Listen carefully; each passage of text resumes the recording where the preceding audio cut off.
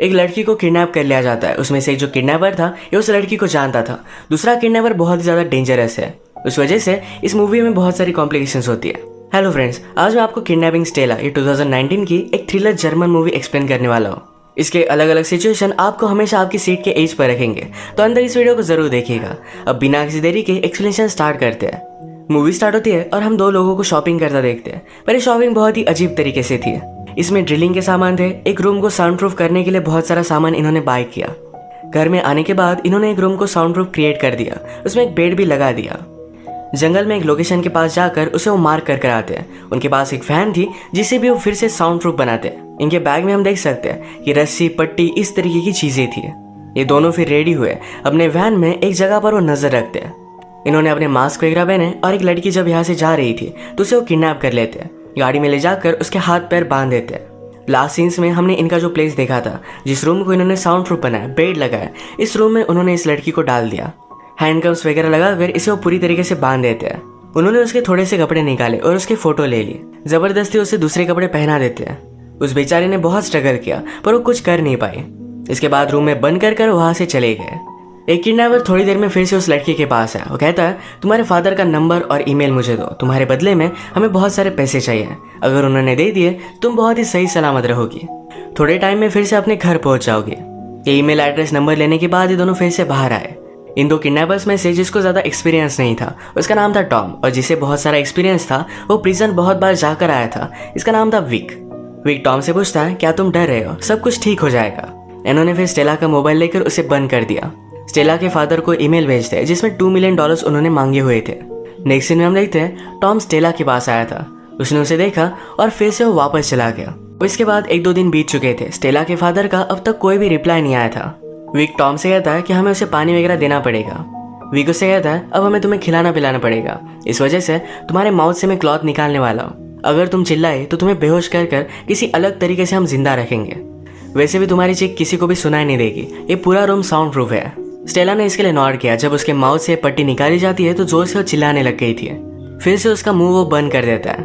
Wick ने उसे समझा कि हम 2 ही लोग हैं जो तुम्हें हेल्प कर सकते हैं, इसलिए चिल्लाओ मत। फिर उसे पानी वगैरह पिलाता है। कहता है कि अगर तुम्हें टॉयलेट की जरूरत होगी तो 1 नंबर 2 नंबर इस तरीके से हाथ से हमें बोल देना।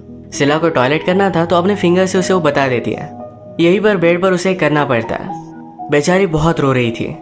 ये सारी चीजें करने के बाद टॉम को हम जरा डिस्टर्ब देखते हैं। ये बात विक ने जान ली थी। पूछता है, तुम खाना क्यों नहीं खा रहे?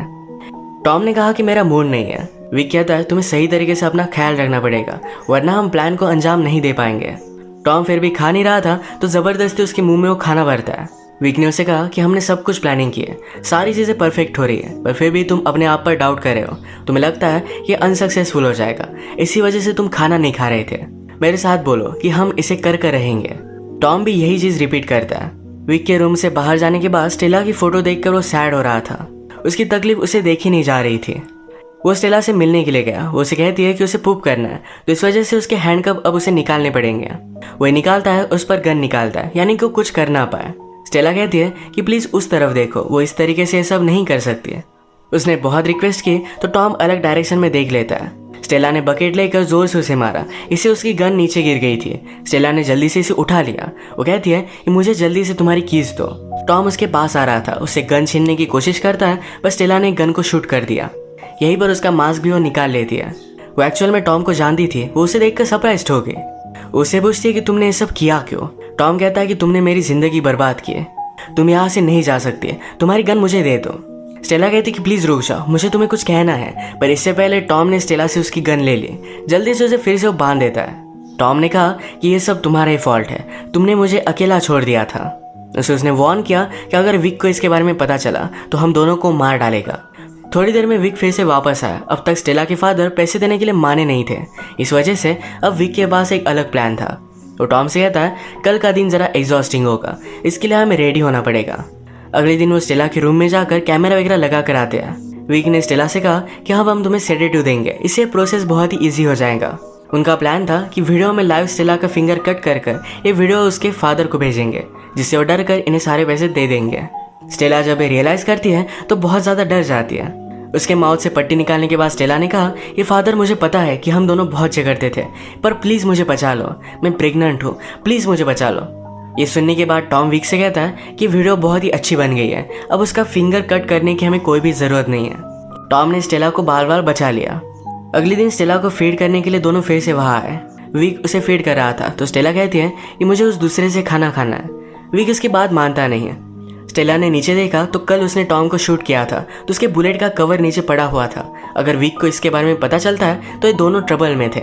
टॉम इसके पास जाकर इसे उठाने की कोशिश करता है पर विक कहता है कि तुम ये कर क्या रहे हो, उसे पास आने नहीं दे रहा था। स्टेला का खाना हो जाने के बाद बुलेट कवर के पास स्पून पड़ा हुआ था। इसे उठाने के बहाने टॉम इस बुलेट कवर को उठा लेता है। बाहर आने के बाद विक ने टॉम से पूछा कि तुम नर्वस लग रहे हो, ऐसा क्या हुआ है।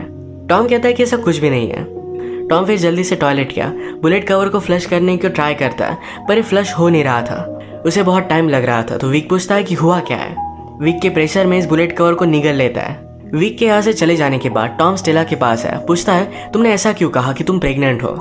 स्टेला कहती कि मैं एक्चुअल में प्रेग्नेंट हूँ और ये बेबी तुम्हारा है। वो उसकी बात मान नहीं रहा था तो स्टेला ने कहा कि मेरे पास आओ, मेरे पेट को फील करो। ये फील करके टॉम ने उसे पूछा कि तुमने मुझे इसके बारे में बताया क्यों नहीं। स्टेला कहती कि कभी भी तुम डिपेंडेबल नहीं थे, जब भी तुम्हारी ज़रूरत हो तो तुम भाग जाते थे।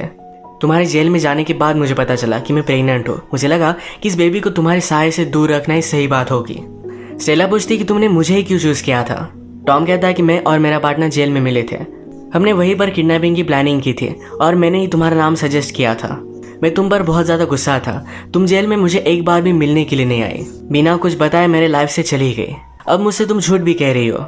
स्टेला कहती कि मेरे मोबाइल में देखो, उसमें रिपोर्ट है। टॉम जाकर स्टेला का मोबाइल ऑन करने वाला था पर उसने रियलाइज़ किया कि अगर स्टेला का मोबाइल ऑन होता है तो पुलिस को इसकी लोकेशन पता चल जाएगी, तो उसने ऑफ कर दिया। अचानक से स्टेला को उल्टी आने लग गई थी। उसके पास आया, उसके हाथ वगैरह निकाल दिया। ये उल्टी वगैरह करती है और एक दूसरे के बहुत करीब आ गए थे। वो उसके साथ इंटीमेट होने वाला था पर स्टेला ने बहुत चालाकी से उसकी हैंड को कफ कर दिया। वो यहाँ से भागने की कोशिश करती है पर पूरा प्लेस लॉक था, इसकी चाबी उसके पास नहीं थी। उसने अपना मोबाइल लेकर पुलिस को कॉल किया। पुलिस को उसे ढूंढने के लिए उसकी लोकेशन की ज़रूरत थी पर स्टेला को इसके बारे में पता नहीं था। वो रियलाइज़ करती है कि कीज़ शायद टॉम के पास है। टॉम से कीज़ नीचे गिर गई थी, वो इसे पाने की कोशिश कर रहा था। ये स्टेला ने देखा और फ़ोन कट कर कर उसके पास पहुंच रही थी। टॉम अपनी हथकड़ियों से निकलने की बहुत कोशिश करता है, ये निकल भी रही थी। स्टेला जब कीज़ लेने के लिए उसके पास आई तो जल्दी से हैंडकफ से निकल कर उसके मुंह पर वो जोर से मारता है। इससे वो बेहोश हो गई थी। उसे फिर से उसने बांध दिया। स्टेला को मारने के बाद टॉम को बुरा लगता है। आज जब विक घर पर आया तो कहता है कि स्टेला के फादर अब पैसे देने वाले हैं, अब हमें सिर्फ एक काम है, कल हम जाएंगे और पैसे लेकर आएंगे।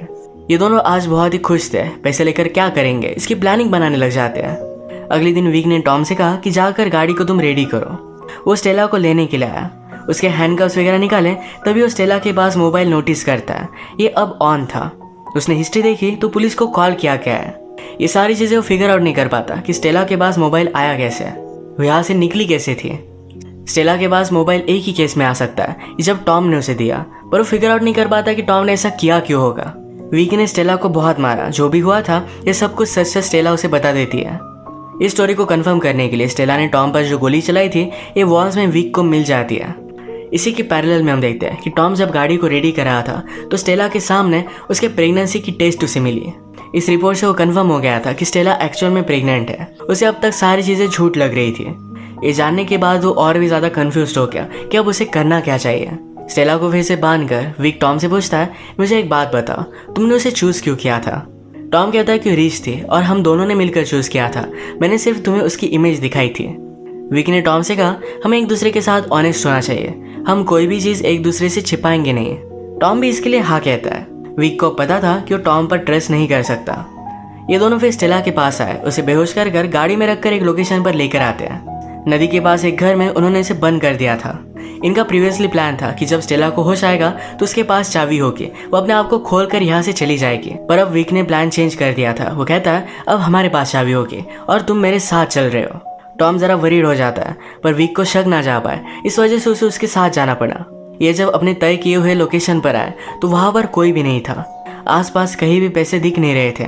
टॉम ने कहा कि शायद हमें फ्रेम किया जा रहा है, पर विक कहता है कि ऐसा कुछ भी नहीं है, मैंने पहले ही लोकेशन चेंज कर दी थी। मुझे तुम्हारे और स्टेला के बारे में सब कुछ पता है, मैंने तुम्हें पहले ही जांच दिया था।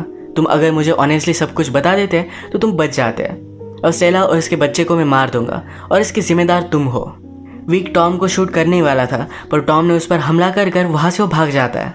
भागते भागते विक ने दूर से उस पर गोली चलाई। वो हर्ट हो गया था, पर फिर भी जल्दी से यहाँ से भाग जाता है। विक ने फिर जो अलग लोकेशन सिलेक्ट की थी वहाँ से पैसे वो लेकर आता है। उसका प्लान सक्सेसफुल हो चुका था। रात में वो स्टेला को मारने के लिए आया। उसे कहता है मैं तुम्हें एक मेडिसिन दूंगा जिससे तुम्हारी डेथ होगी पर तुम कुछ भी फील नहीं करोगी। उसे देने ही वाला था, पर पीछे से आकर टॉम ने उस पर हमला कर दिया। वो जख्मी था, पर स्टेला को बचाने के लिए यहाँ पर आ गया था। विक के पास गन थी, तो फिर से वो सिचुएशन को कंट्रोल कर लेता है। टॉम को और एक गोली मारता है। वो टॉम से कहता है कि तुमने सारी चीज़ें बर्बाद कर दी। उसे फाइनल गोली वो मारने वाला था, तभी स्टेला ने उसके पैर पर मारकर उसे नीचे गिरा दिया। विक की गन टॉम ने उठा ली और उसे शूट कर कर मार देता है। टॉम इंजोर्ड था, इस वजह से बेहोश हो गया। स्टेला की कफ्स की कीज विक के पास थी। टॉम ने बहुत स्ट्रगल किया और फाइनली उसे वो दे देता है। स्टेला ने अपने आप को छुड़वा लिया, पर टॉम की अब डेथ हो चुकी थी। वो बाहर आई, गाड़ी में बैठी, तो उसे सारे पैसे मिल जाते हैं। स्टेला की अपने फादर के साथ बनती नहीं थी। वो किडनैप हुई, पर फिर भी फादर उसे पैसे नहीं देने वाले थे। अब वो उनके पास वापस नहीं जा सकती है। ये पैसे लेकर वो एक न्यूज़ स्टार्ट कर दिया। इसी के साथ इस मूवी का एंड हो जाता है। अगर आपको वीडियो अच्छा लगा तो प्लीज़ इसे लाइक कर दीजिएगा।